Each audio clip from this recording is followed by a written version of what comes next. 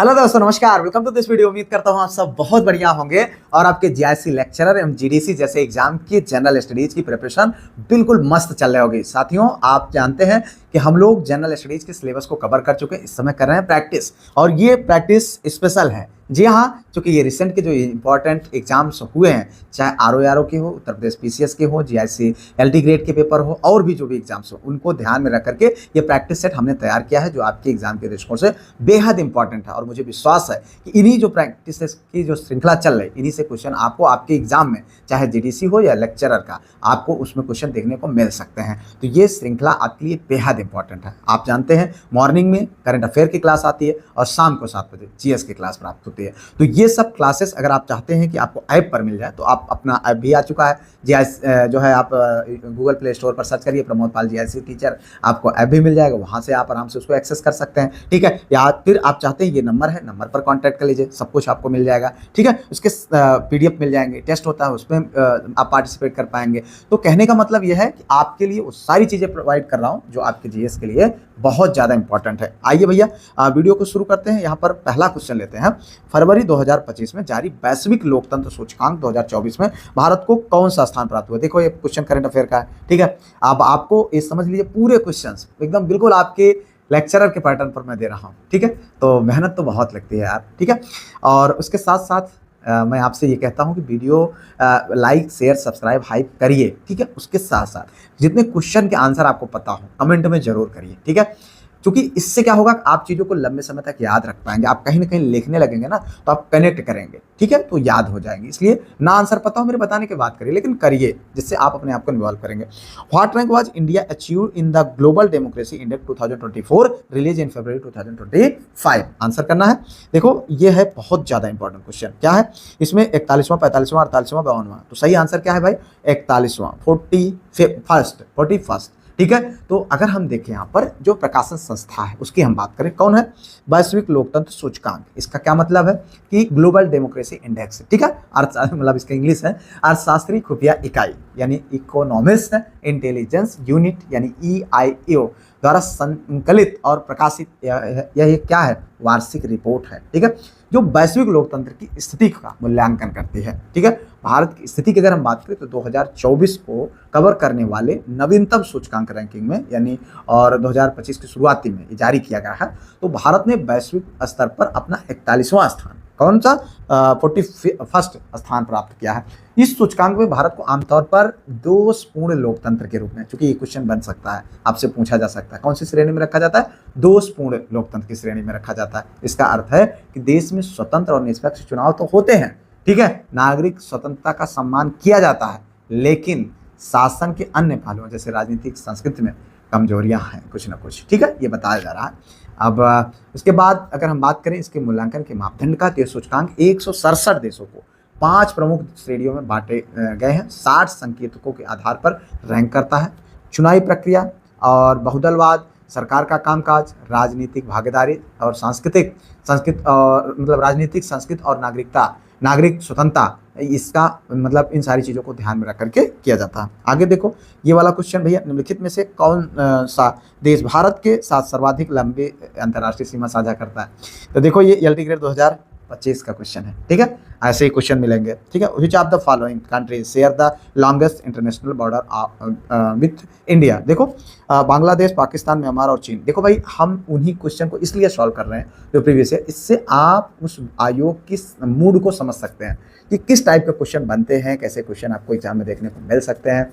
मिलते जुलते क्वेश्चन या रिसेंट के क्वेश्चन प्रीवियस ईयर बहुत रिपीट होते हैं। अभी आपने एलटी ग्रेड के एग्जाम में देखा, 20-20, 22-22, 23-23 क्वेश्चन सब प्रीवियस ईयर उठा के रखा गया था।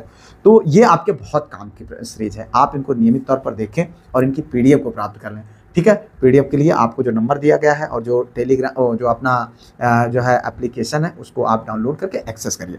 यहाँ पर सही विकल्प है, कुछ बताने की जरूरत नहीं है, आप सब जानते हैं क्या है? बांग्लादेश, ठीक है। यहाँ पर ये छोटू सा बांग्लादेश, ये सबसे ज़्यादा सीमा जो है साझा करता है, ठीक है। और इसकी सबसे लंबी सीमा किसके साथ में है?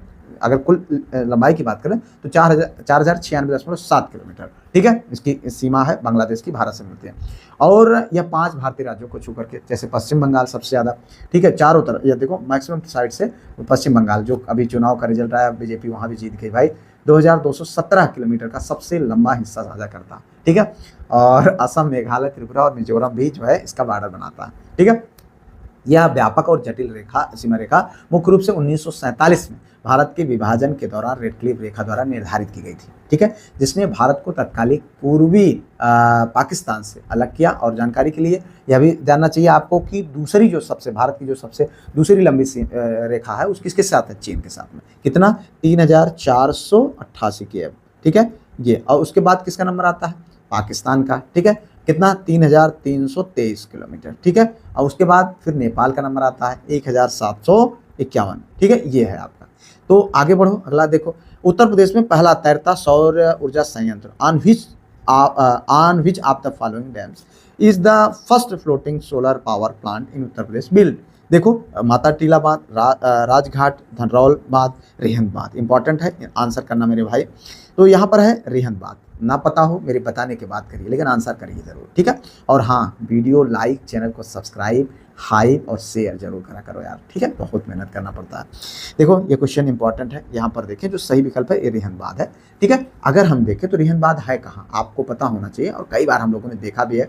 रेहन बांध अपने उत्तर प्रदेश के सोनभद्र जिले में। कहाँ पर है? सोनभद्र जिले में है। और यह उत्तर प्रदेश का पहला फ्लोटिंग और ऊर्जा संयंत्र जो है सोनभद्र जिले में रेहन बांध के जलाशय में स्थित है। जलाशय का नाम अगर हम बात करें तो क्या है? गोविंद बल्लभ पंत सागर के नाम से जाना जाता है। किस नाम से? गोविंद बल्लभ पंत सागर के नाम, जो आयतन के हिसाब से भारत की सबसे बड़ी कृत्रिम झील है। कृत्रिम माने नकली झील, यानी मानव निर्मित झील, प्रकृति द्वारा नहीं, मानव निर्मित झील है। ठीक है, तो इतना आपको जानना चाहिए भैया। आगे देखो, अगला क्वेश्चन। उत्तर प्रदेश में कौन सा कृषि जलवायु क्षेत्र जलवायु परिवर्तन के प्रभाव विशेष करके कृषि के प्रति सबसे अधिक संवेदनशील है? विच एग्रो जो है climatic zone in Uttar Pradesh is the most vulnerable to climate change impact particularly in agriculture? Bundelkhand, मध्य मैदानी भाग, पूर्वी मैदानी भाग, पश्चिमी मैदानी भाग। आंसर करना मेरे भाई। तो आप देखिए यहाँ पर जो सही विकल्प है वो है बुंदेलखंड। क्या है? बुंदेलखंड। ठीक है, क्योंकि जहाँ पर मैं हूँ उत्तर प्रदेश के बुंदेलखंड क्षेत्र में ही हूँ मैं, वो चित्रकूट, बांदा, ये सब इधर वाला क्षेत्र।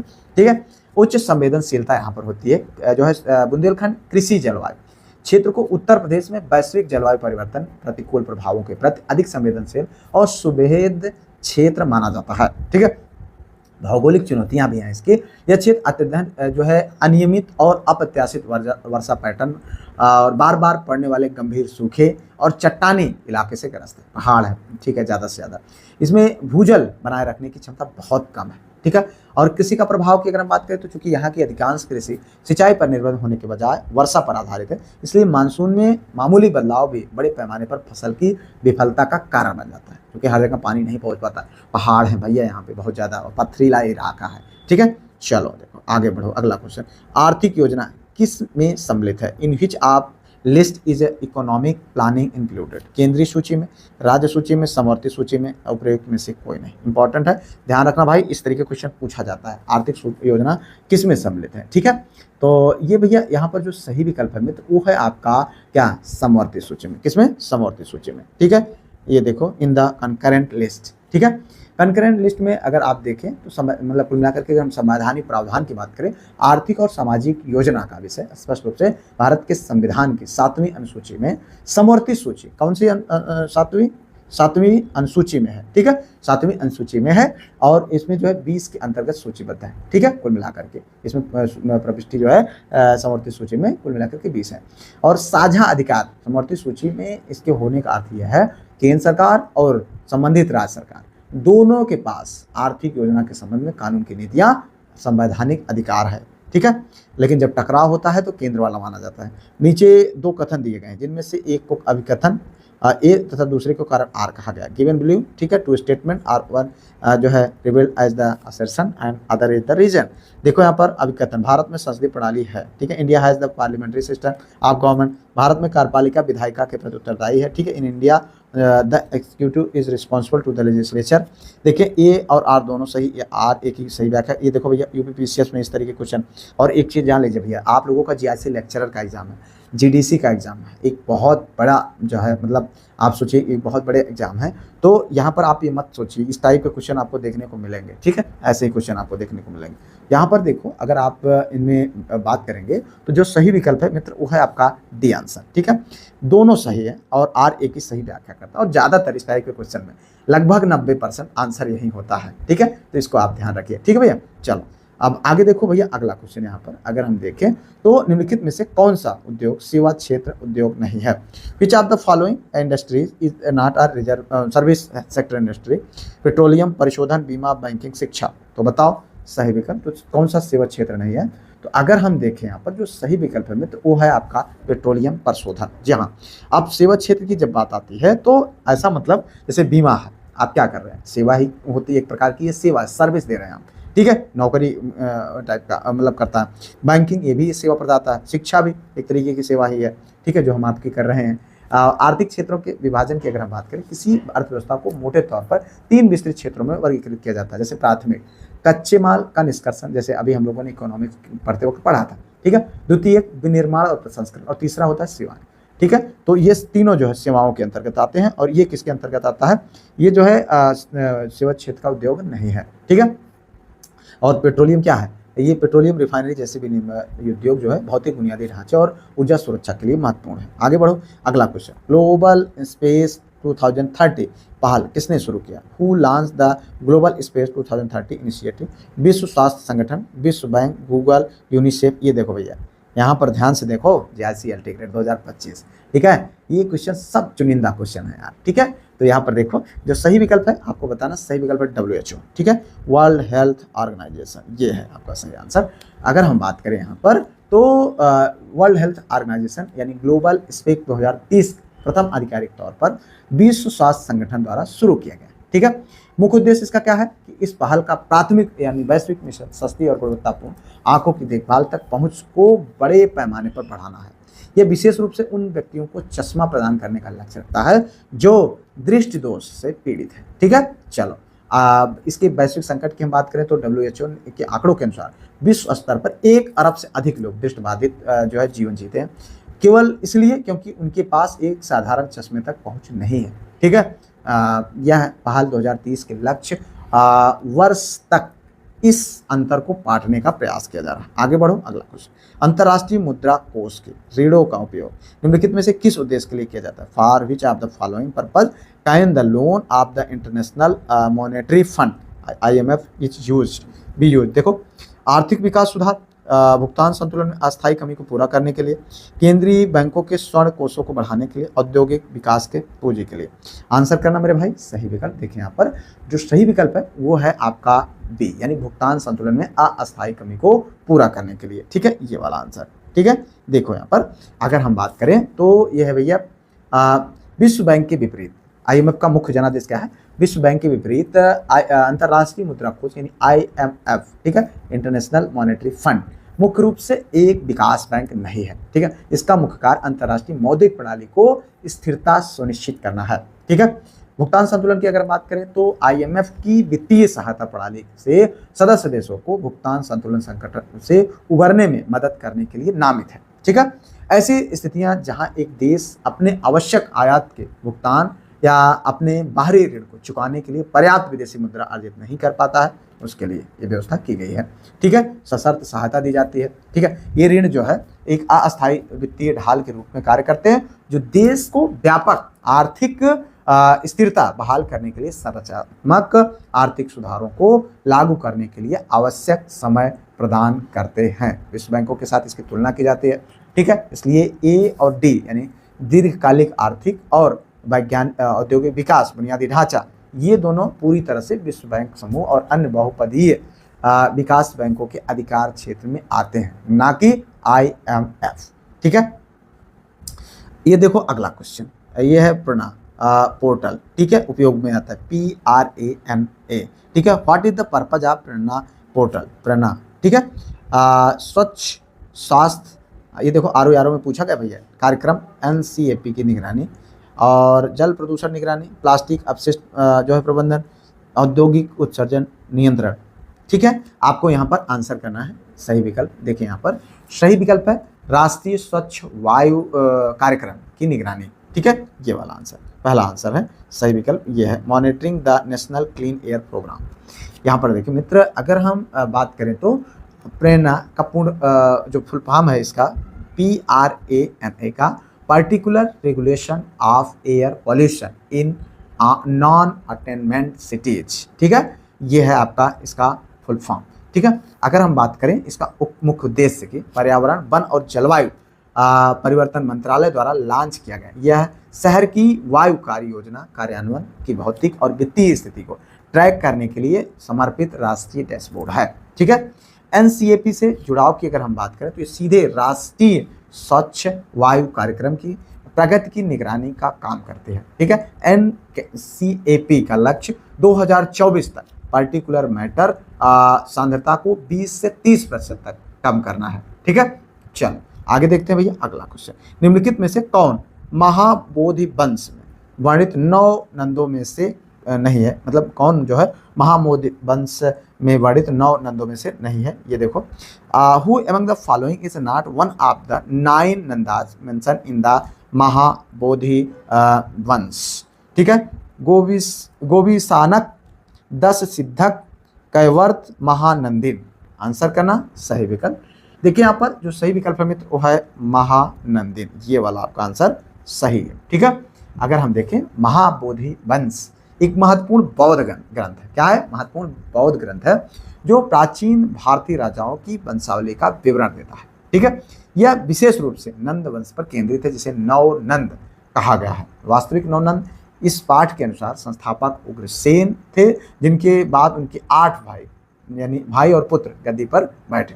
सूची में पंडुप, पंडुगत, भूतपाल, राष्ट्रपाल, गोविनाशक, 10 सिद्धक, कैवर्त और ध्यानानंद शामिल हैं। ठीक है, आगे बढ़ते हैं। अगला क्वेश्चन, नीचे 2 कथन दिए गए जिनमें से एक को अभिकथन ए तथा दूसरे को कारण आर कहा गया है।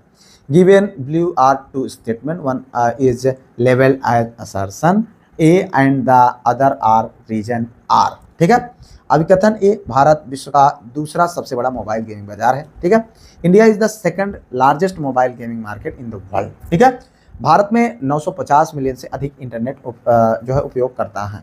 तो there are more than 950 millions internet user in India. यह जो सही विकल्प है वो है डी आंसर। ठीक है, ए और आर दोनों सही है और आर एक ही सही व्याख्या करता है। मैंने अभी थोड़ी देर पहले यही डिस्कस किया था कि इस टाइप के क्वेश्चन में ज्यादातर चांसेस होते हैं कि इसी टाइप का आंसर सही होता है। ठीक है, भले उसको नीचे उठाकर रख दिया, सामान्यतः इसको क्या करते हैं नीचे नहीं रखा जाता, दूसरे पहले नंबर पर रखा जाता, लेकिन हम नीचे रख रहे हैं कंफ्यूजन करने के लिए। लेकिन आप इतना समझ लीजिए कि अगर आपको समझ में नहीं आ रहा और करना आवश्यक है तो यही आंसर आपको मारना है। सुप्रसिद्ध साहित्यिक कृति किताबुल हिंद लिखी गई।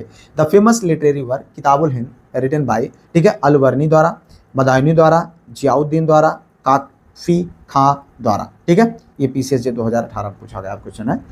यहाँ पर देखिए भैया जो सही विकल्प है वो है अलबरूनी द्वारा। जी हाँ, अगर हम बात करें तो जो इसमें सही विकल्प दिया गया है वो है अलबरूनी के द्वारा। ठीक है, तो महान विश्वकोशीय कृत जिसका नाम क्या है किताबुल हिंद, जिसे तहकीक मालिल या हिंद के नाम से भी जाना जाता है, महान फारसी विद्वान और बहुश्रुत अबू रेहान अलबरूनी द्वारा लिखी गई है। ठीक है, अलबरूनी 11वीं सदी की शुरुआत में भारतीय उपमहाद्वीप में अपने सैन्य अभियानों के दौरान महमूद गजनवी के साथ भारत आया था। एक विजेता के विपरीत अलबरूनी इसी संस्कृति का निष्पक्ष अध्ययन करने के लिए कई वर्षों तक भारत में रहा। ठीक है, चलो आगे देखो, ये देखो GIC LT ग्रेड 2025। ठीक है, इंपॉर्टेंट सारे क्वेश्चन है भाई, चूज कर करके चुन करके क्वेश्चन रखे गए, समझ सकते हैं मेहनत का लेवल। देखिए यहाँ पर भारत में नेट जीरो उत्सर्जन हासिल करने के लिए कौन सा वर्ष लक्ष्य के रूप में निर्धारित किया गया। India has committed to achieve the net zero emission goal by the year. ठीक है, 2070, 50, 90, 30।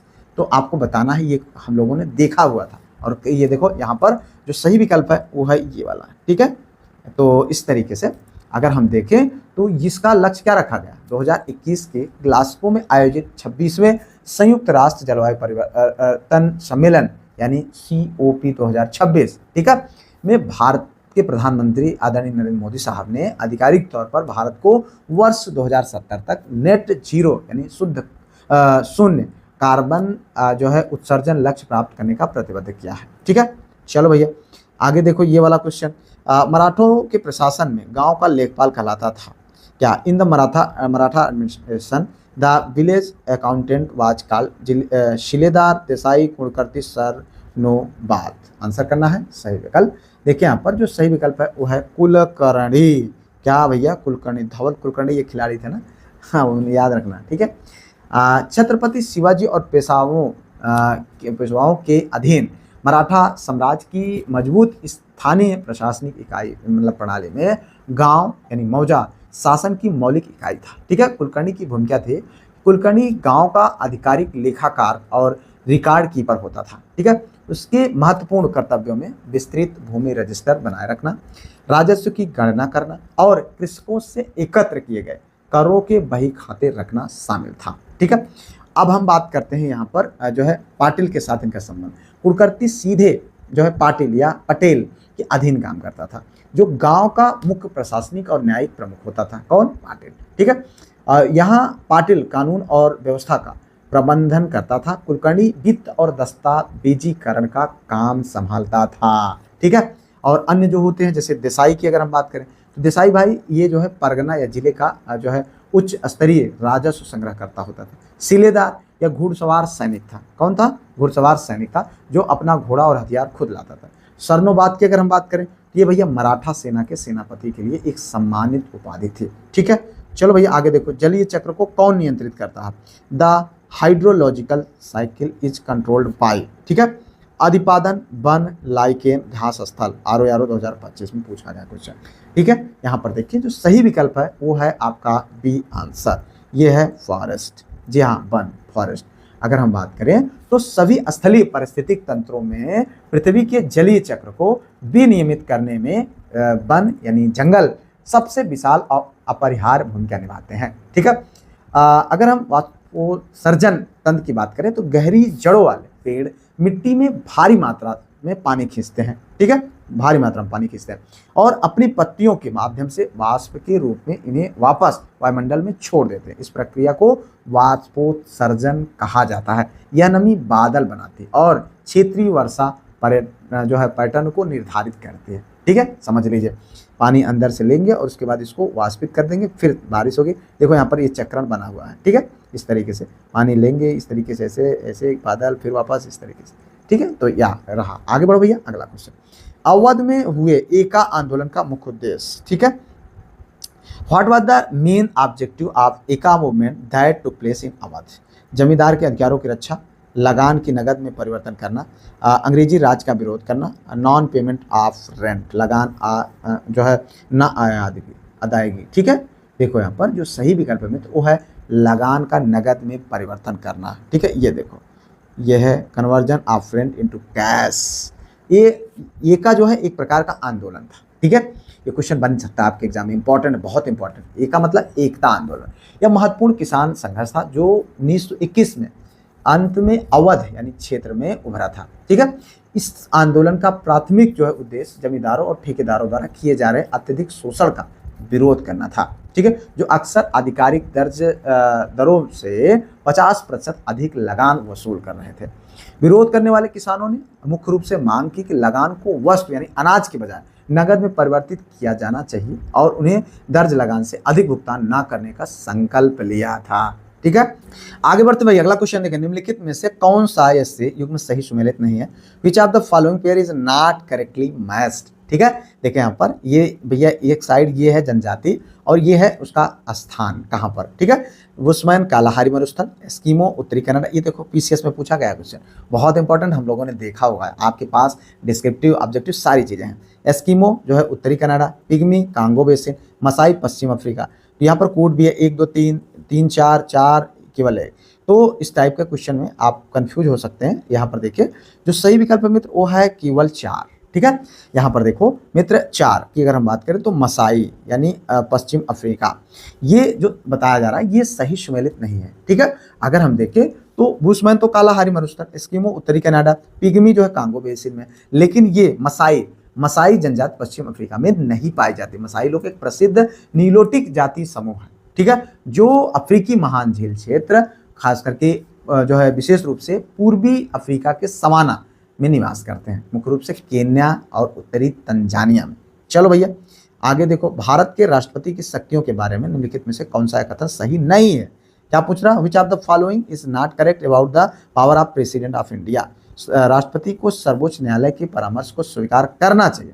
आपातकालीन शक्तियां और राज्यों में राष्ट्रपति शासन को आगे बढ़ाने की शक्ति, राष्ट्रपति सर्वोच्च न्यायालय के परामर्श को स्वीकार अथवा स्वीकार कर सकता। तो बहुत आसान है, हम सब जानते हैं यही वाला है। ठीक है, क्या है भैया, वो बाध्य वाध्य नहीं होता है। ठीक है, उसकी मर्जी होगी मानेगा, उसकी मर्जी होगी नहीं मानेगा। भारत का राष्ट्रपति है। ठीक है, तो इतना है, हालांकि इतना भी ताकतवर नहीं होता है।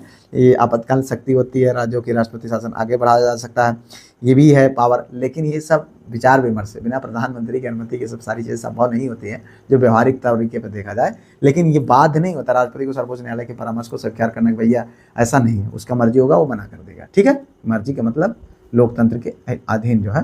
ये भारतीय संविधान के अनुच्छेद 143 के तहत, ठीक है, कितना 143 के तहत राष्ट्रपति के पास कानून या सार्वजनिक महत्व के सवालों पर सर्वोच्च न्यायालय में परामर्श करने की सलाह होती है, लेकिन मानने के लिए वो मजबूर नहीं होता है। ठीक है, चलो अब देखो ये है भैया LT ग्रेड 2025, इसको ध्यान देते रहो भाई। नायर सर्विस सोसाइटी की स्थापना किसके द्वारा की गई। Nair service society was founded जो है M Padmanabha Pillai, TM Madhavan, K Ramakrishna Pillai, चंद्र मेनन। ठीक है, मेनन। आपको आंसर करना मेरे भाई, सही विकल्प है ये है, ये M पद्मनाभ पिल्लई, ये आंसर है। ठीक है, अगर हम देखें नायर सर्विस सोसाइटी केरल में नायर समुदाय के उत्थान और कल्याण के लिए बनाया गया यह महत्वपूर्ण सामाजिक संगठन है। इसकी स्थापना की अगर हम बात करें तो 31 अक्टूबर 1914 को, कब, 31 अक्टूबर जो है 1914 में। ठीक है, कब, 31 अक्टूबर 1914 में मन्नथु पद्मनाभन द्वारा की गई थी। ठीक है, तो यहाँ पर ये आपका सही विकल्प है।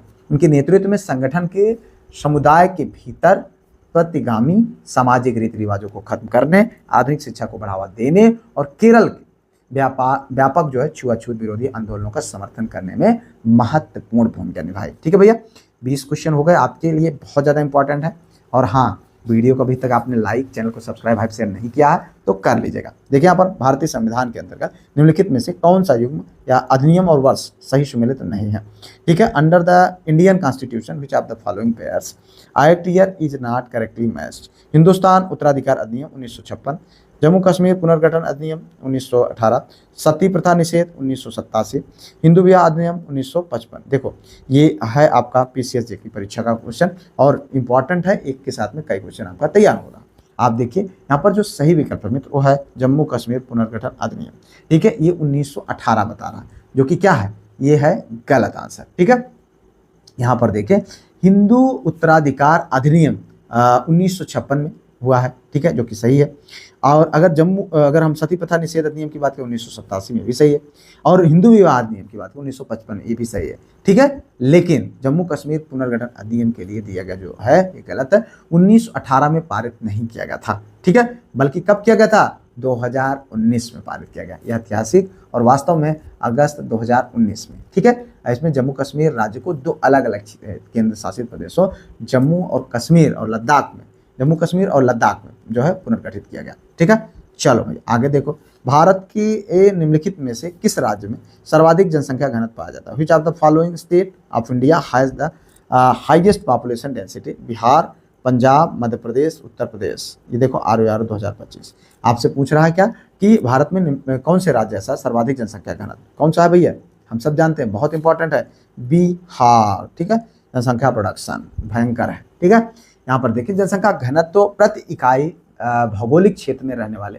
व्यक्तियों की संख्या का प्रतिनिधित्व करता है। ठीक है, जिसे विशेष रूप से भारत में प्रति वर्ग किलोमीटर व्यक्तियों के रूप में मापा जाता है। भारत की प्रमाणिक 2011 की जनगणना के अनुसार सूचीबद्ध राज्यों में बिहार में सबसे अधिक जनसंख्या घनत्व का रिकॉर्ड है। बिहार का जनसंख्या घनत्व 1106 व्यक्ति प्रति वर्ग किलोमीटर है, जो उत्तर प्रदेश में कितना है, 829 है। कितना है, 829 है। बिहार में कितना भैया, 1106 है। ठीक है, तब भी उत्तर प्रदेश बहुत है। ठीक है, काफ़ी पीछे है और इसे भारतीय राज्यों में शीर्ष पर इसलिए बन जाता है। आगे बढ़ो, अगला क्वेश्चन। मार्च 2025 में भारत के प्रधानमंत्री नरेंद्र मोदी साहब ने किस देश के जो है 15वें राष्ट्रीय दिवस समारोह में बतौर मुख्यमंत्री मुख्य अतिथि शामिल हुए। In March 2025 prime minister Narendra Modi attend the 57th national day celebration of which country as the chief guest. आपको बताना कौन सी देश, भूटान, थाईलैंड, मॉरिशस और श्रीलंका। आंसर करना मेरे भाई, करंट अफेयर का क्वेश्चन है, ठीक है। तो यहाँ पर देखिए जो सही विकल्प है वो है मॉरिशस। क्या है? मॉरिशस, ये आंसर है आपका मॉरिशस, ठीक है। मॉरिशस प्रतिवर्ष 12 मार्च को अपना राष्ट्रीय दिवस मनाता है, जो 12 मार्च 1968 को ब्रिटिश औपनिवेशिक शासन से प्राप्त स्वतंत्रता का स्मरण कराता है। 1968 से गणना करने पर वर्ष 2025 स्पष्ट रूप से मॉरिशस की स्वतंत्रता की 57वें जो है कौन सी 57th, ठीक है, 57th यानी ये राष्ट्रीय दिवस समारोह था। आगे बढ़ो, अगला क्वेश्चन। क्षेत्रफल और आयतन के आधार पर देखें यहाँ पर विश्व की सबसे बड़ी झील, ठीक है, विश्व की सबसे बड़ी झील आपको the world largest lake based on area and value, अरल Sagar, caption Sagar, Baikal झील और मिशिगन झील। आंसर करना मेरे भाई, सही विकल्प। देखिए यहाँ पर जो सही विकल्प है वो है कैप्शन सागर, हम सब जानते हैं, बहुत बार पढ़ा भी है। कैप्शन सागर की जब बात आती है तो ये है भैया ये वाला आंसर, बी आंसर, ठीक है। एक बार देखो ये आंसर, ठीक है। कैप्शन सागर पृथ्वी का पानी का सबसे बड़ा संलग्न अंतर्देशीय निकाय है, जो प्रभावी रूप से इससे सतह के क्षेत्रफल और कुल पानी के आयतन दोनों के हिसाब से दुनिया की सबसे बड़ी झील बनाता है। लगभग 3,71,000 वर्ग किलोमीटर के क्षेत्र में जो है फैला हुआ है, ठीक है। इस सागर को खारा पानी और यह 5 देशों से घिरा, रूस, ईरान, अजरबैजान, कजाकिस्तान और तुर्कमेनिस्तान। यद्यप बैकाल झील आयतन के हिसाब से सबसे बड़ी मीठे पानी की, बैकाल की बात होती है तो मीठे पानी की रिकॉर्ड रखती है, लेकिन ये खारे पानी में, ठीक है। चलो, और कैप्शन सागर कुल आयतन और समग्र भौगोलिक विस्तार से कहीं अधिक है इस फिलहाल तो। आगे बढ़ो भैया, अगला क्वेश्चन। ये देखो, निम्नलिखित में से कौन भारत के प्रथम वित्त आयोग का अध्यक्ष था? Who among the following was the chairman of the first finance commission of India?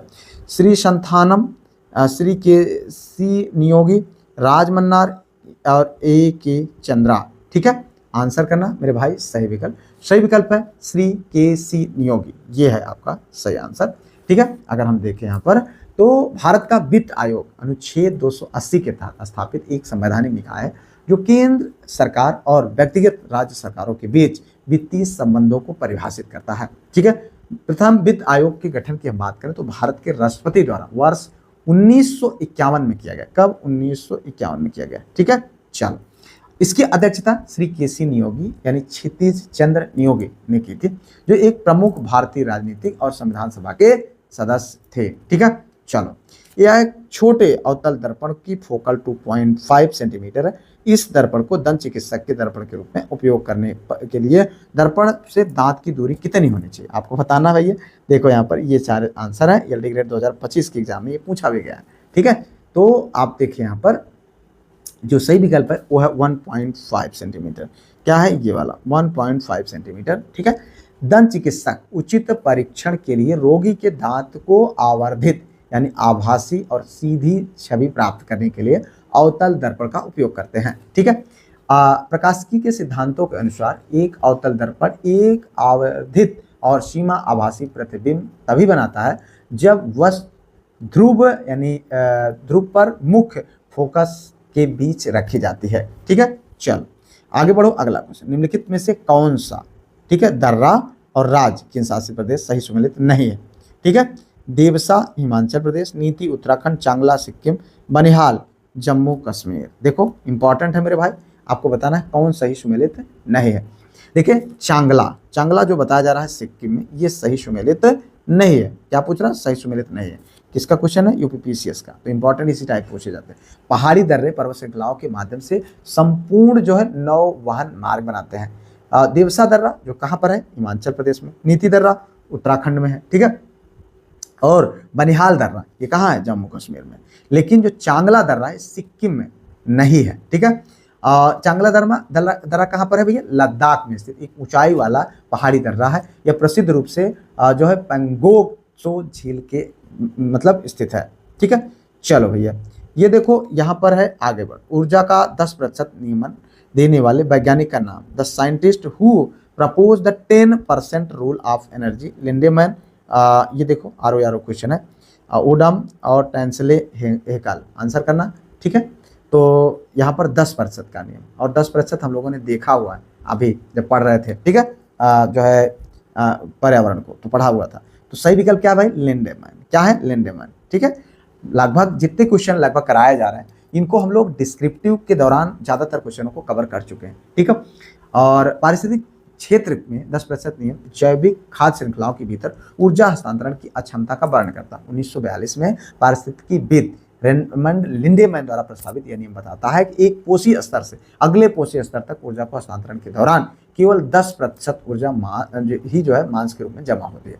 शेष 90% ऊर्जा श्वसन, गति और पाचन जैसे उपापचय प्रक्रियाओं के दौरान उष्मा के रूप में पर्यावरण में खो जाती है, ठीक है। अगला क्वेश्चन देखो, उत्तर भारत में उप हिमालय क्षेत्र के सहारे समतल मैदान को कहा जाता है the flat plains spread along the sub Himalayan region in north India are called Terai, Doon, Khadar और भाबर। आंसर करना मेरे भाई सही विकल्प। देखिए यहाँ पर जो सही विकल्प है वो है भाबर, ये है भाबर, ठीक है। भौगोलिक दृष्टि से अगर हम बात करें, भारत के उत्तरी मैदानों को उच्चावच विशेषताओं के आधार पर अलग अलग क्षेत्रों में विभाजित किया गया।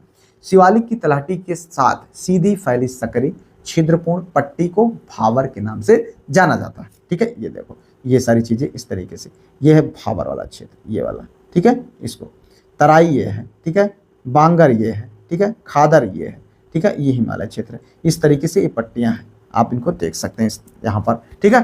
तो यह पहाड़ों के नीचे उतरने वाली हिमालयी नदियों द्वारा लाए गए भारी बजरी और मिश्रित कंकड़ के निक्षेपों की विशेषता है, और इस उच्च सांद्रता के कारण कई छोटी जलधाराएं इसी क्षेत्र में पूरी तरह से गायब हो जाती हैं और अगले जो है आगे जो है दक्षिण में दलदली तराई क्षेत्र में ही उभरते हैं, फिर से उभरते हैं। भाई कंकड़ क्षेत्र है, जहाँ पाई जगह घुस गई, ठीक है। आगे बढ़ो, अगला क्वेश्चन, निम्नलिखित में से कौन सी गैस हवा से हल्की है? Which of the following gases are lighter than air? Hydrogen chloride, sulphur dioxide, helium, ठीक है। 1 2 2 3 3 ये केवल एक। आंसर करना 25। देखो यूपीपीएससी 2025 में ये क्वेश्चन पूछा गया, ठीक है। आंसर करना मेरे भाई सही विकल्प है ओनली ये वाला, ठीक है, सी 3, ठीक है, ये वाला, ये हीलियम। देखें अगर हम बात करें whether a gas is lighter or heavier than R is determined by its molar mass compared to the average molar mass of dry air। जी हाँ, कोई गैस हवा से हल्की या भारी, यह जो है शुष्क हवा की औसत दाढ़ जो द्रव्यमान है यानी मोलर मास की तुलना में इसके दाढ़ जो है द्रव्यमान द्वारा निर्धारित होता है, जो लगभग 29 ग्राम प्रति मोल होता है। हीलियम का दाढ़ जो है द्रव्यमान यानी हीलियम, ये देखो रहे हीलियम का जो दाढ़ द्रव्यमान लगभग 4 ग्राम मोल है, जो इसे हवा से काफ़ी हल्का बनाता है। इसी कारण ही हीलियम जो है कि गुब्बारे तैरते हैं, ठीक है। इसके विपरीत हाइड्रोजन और सल्फर, हाइड्रोजन क्लोराइड और सल्फर डाइऑक्साइड, ये क्या है? ये जो है मानव वायुमंडलीय हवा से बहुत भारी है। आगे बढ़ो, अगला क्वेश्चन, निम्नलिखित में से किस राज्य 2011 के जनगणना के अनुसार 10 लाख प्लस की जो है नगरीय समूह नहीं है? हरियाणा, जम्मू कश्मीर, उड़ीसा, झारखंड। आंसर करना सही विकल्प। तो सही विकल्प है मित्र यहाँ पर सी उड़ीसा, ठीक है, ये है उड़ीसा के अंदर। देखिए यहाँ पर अगर हम बात करें तो उड़ीसा भैया जो है एक नगरीय समूह, एक अत्यधिक विकसित स्थानिक विस्तार है जिसमें एक शहर और उनके आसपास के बाहरी विकास शामिल है, ठीक है। 10 लाख प्लस समूह एक महानगरीय क्षेत्र है जहां 10 लाख से अधिक निवासी हरियाणा, जम्मू कश्मीर और झारखंड में है। उड़ीसा यहाँ पर समूह में नहीं है, ठीक है। चलो भैया आगे देखो, निम्नलिखित में से कौन सा युग सही सुमेलित है? Which of the following pair are correctly match? तांबा एरिजोना, कोयला एराकस कराजास और लॉयस्क रास तनूरा, पेट्रोलियम डोनबास। इंपॉर्टेंट है भाई, ध्यान देना मेरे भाई। तो यहाँ पर देखिए जो सही विकल्प है तांबा एरिजोना सुमेलित है। क्या पूछ रहा है? सही सुमेलित है, तांबा एरिजोना ये सही सुमेलित है, ठीक है। अगर हम बात करें यहाँ पर तो संयुक्त राज्य अमेरिका में एरिजोना राज्य ऐतिहासिक रूप से विश्व स्तर पर अपनी विशाल और अत्यधिक उत्पादक तांबे और खदानों के कारण द कॉपर स्टेट के रूप में जाना जाता है। इससे ये सही है। अगर हम बात करें बाकी तीनों का तो ये सही सुमेलित नहीं है। सऊदी अरब रास तनूरा के लिए फेमस है, ठीक है। और उसके बाद अगर हम बात करें तो जो है जो कि क्या है पेट्रोल शोधन के लिए अत्यधिक प्रतिष्ठित है। लॉयस्क की बात करें तो ये लॉयस्क नहीं है रास तनूरा, ठीक है। अब उसके बाद जब हम बात करें पूर्वी यूरोप यानी यूक्रेन में डोनबास एक प्रमुख कोयला खनन बेसिन है, ठीक है, ना कि पेट्रोलियम क्षेत्र है डोनबास ये वाला। आगे बढ़ते हैं भैया, अगला क्वेश्चन देखो यहाँ पर, पारिस्थितिक निकेत के संदर्भ में निम्नलिखित कथनों में से कौन सा यह सही है, ठीक है। With reference to the ecological niche which of the following statement is are correct. यह उन स्थितियों की श्रेणी का प्रतिनिधित्व करता है जो संसाधनों के उपयोग और पारिस्थितिकी तंत्र में उसकी कार्यात्मक भूमिका को सहन कर सकती है, ठीक है। दूसरा है, प्रत्येक प्रजाति का एक अलग स्थान होता है, ठीक है। केवल एक व दोनों, केवल दो, ना तो एक ना ही दो। सही विकल्प है, आपको बताना है मित्र। यहाँ पर देखिए जो सही विकल्प है वो है क्या, बी आंसर, एक और दो दोनों, ये वाला है, ठीक है। तो देखो यहाँ पर अगर हम बात करें पारिस्थितिक निकेत यानी जो है इकोलॉजिकल निचे, पारिस्थितिक में एक मौलिक अवधारणा है जो किसी जीव द्वारा घेरे गए विशिष्ट भौतिक स्थान के साथ साथ उस पारिस्थितिक तंत्र के समुदाय के भीतर उसकी कार्यात्मक भूमिका का वर्णन करती है, ठीक है। इस तरीके से अगर हम बात करें तो एक और दो, एक सही है, ठीक है। अब दूसरा, प्रत्येक प्रजाति एक अलग अलग स्थान होता है, ये भी सही है, ठीक है। और प्रतिस्पर्धा बहिष्करण सिद्धांत यानी गॉस का जो नियम है के आधार पर यह सही है, जिसमें कहा गया है कि कोई भी दो अलग अलग प्रजातियां लंबे समय तक एक ही आवास में बिल्कुल समान निकेत का कब्जा नहीं कर सकते। इस प्रकार ये भी ऑप्शन सही हो गया, ठीक है। चलो भैया, निम्नलिखित में से कौन सा राष्ट्रीय उद्यान लायन टेल्ड मैकाक यानी सिंह पुच्छ बंदर का गृह है? सुंदरबन, बांदीपुर, शिमली घाट, शिमलीपाल, शांत घाटी जो है साइलेंट वैली।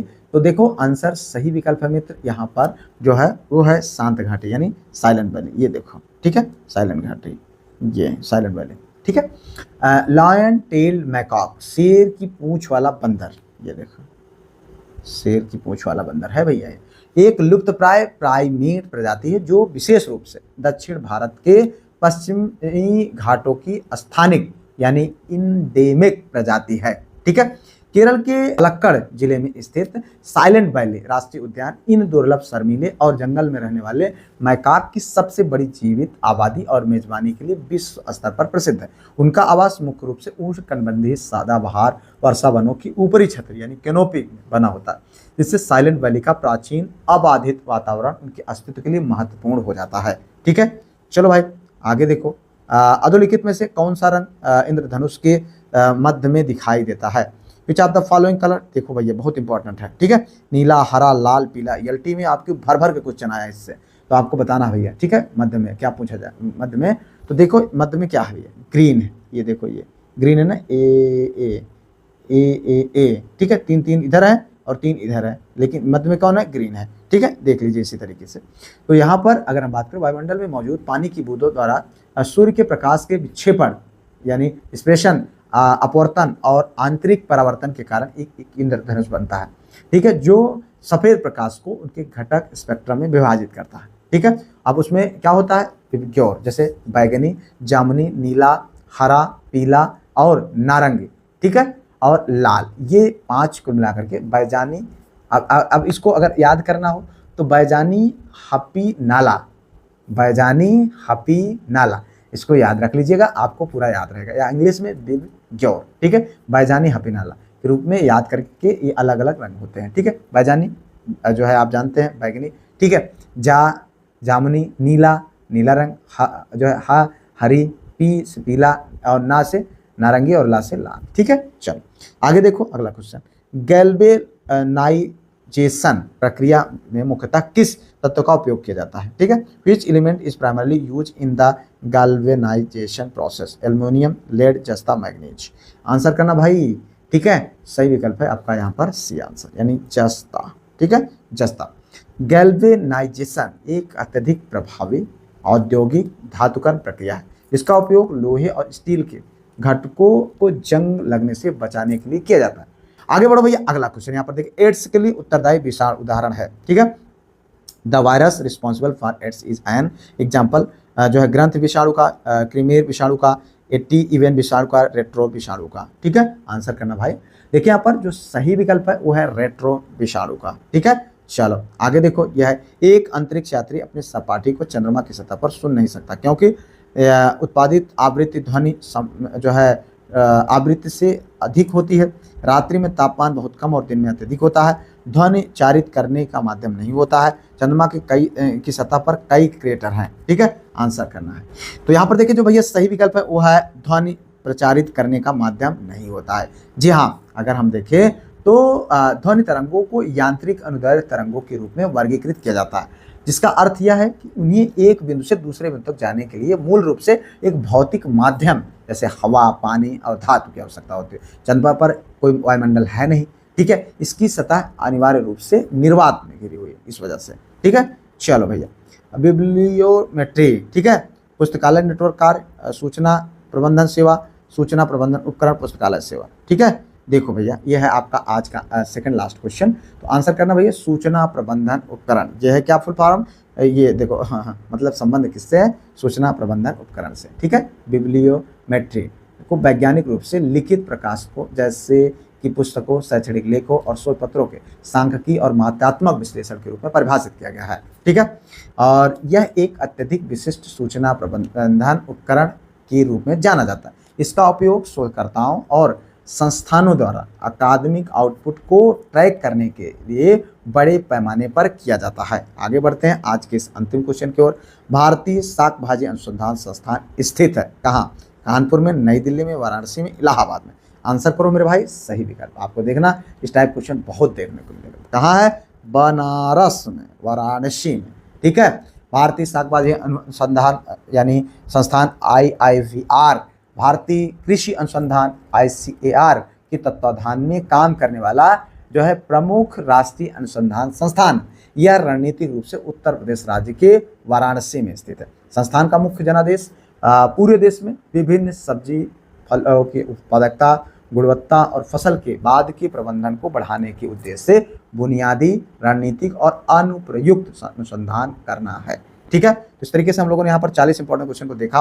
उम्मीद करते हैं आप बहुत अच्छा कर रहे होंगे। कोई सुझाव कमेंट करिए। वीडियो को अभी तक लाइक और चैनल को सब्सक्राइब, हाइप, शेयर नहीं किया है तो बहुत गंदी बात है, तुरंत करिए। और हाँ, जो है ऐप पर जाइए और जो है PDF और टेस्ट PJ जो भी है सब कुछ एक्सेस करिए, जो आपके लिए बहुत ज़्यादा इंपॉर्टेंट है। मिलते हैं किसी और वीडियो में किसी और टॉपिक पर, तब तक के लिए जय Hind, Vande Mataram, best of luck.